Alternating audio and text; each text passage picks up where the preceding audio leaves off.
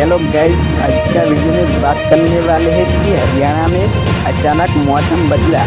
4 जिलों में बारिश, 9 में आंधी, आसमान बिजली का अलर्ट। 21 मई तक ऐसे ही रहेंगी मौसम। यूपी में मौसम बदला, 8 शहरों में तेज बारिश।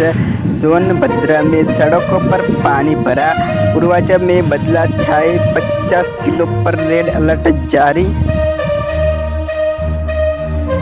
राजस्थान के बूंदी में गर्मी से महिला की मौत। यूपी में बिजली गिरने से 2 बहनों की जान गई। छत्तीसगढ़ में 16 दिन पहले हरियाणा के 1 जिलों में आधे घंटे तक तेज बारिश, हवाएं भी चली। रण में अलर्ट जारी था। 21 मई तक मौसम खराब रहेगा। हमारे चैनल लाइक सब्सक्राइब करवाना भूलता नहीं। अवनवा वीडियो